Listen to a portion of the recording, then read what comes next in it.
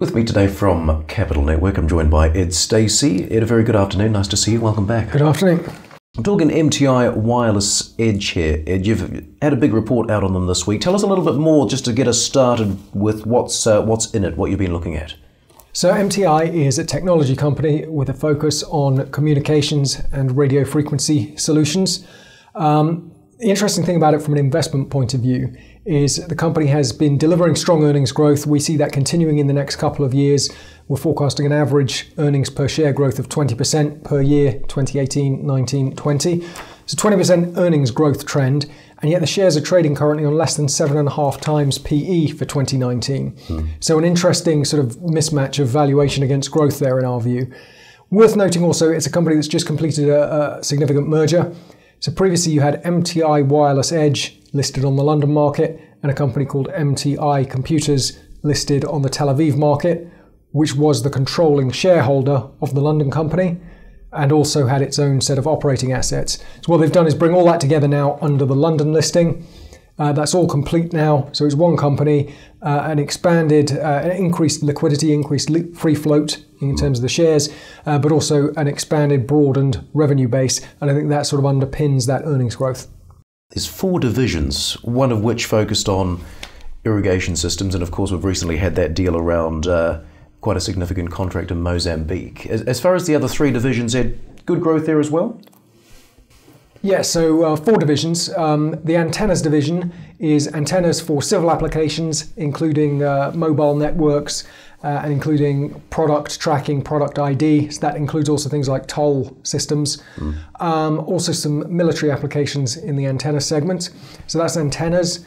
Then you have Motec, the irrigation business.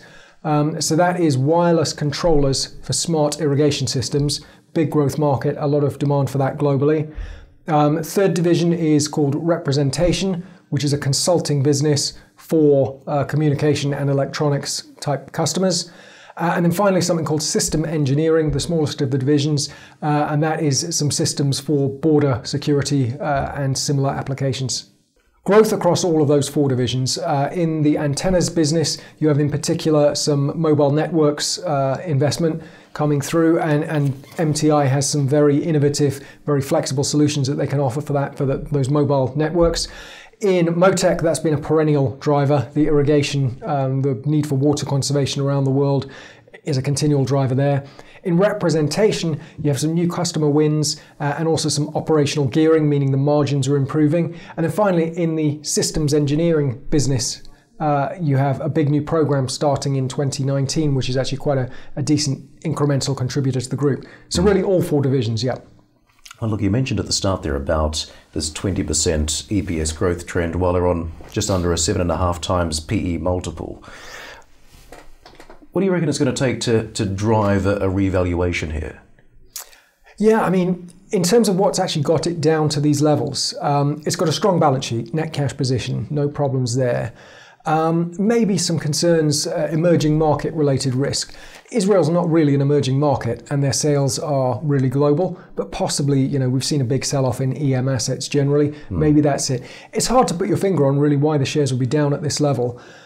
In terms of what gets it going moving forward, I think it's just as you complete the 2018 revenue and earnings trajectory and prove that the merged business really delivers what it's supposed to, and the market then looks into 2019 and gets a bit more comfortable. It's effectively a new company since just August this year. As the market gets more comfortable with that growth trajectory, I think a re-rating may well happen. Well, Ed's full report's available by either clicking the eye in the right-hand corner of the screen or visiting the Capital Network website. Ed, thanks very much for your insight. Good to see you. Thank you.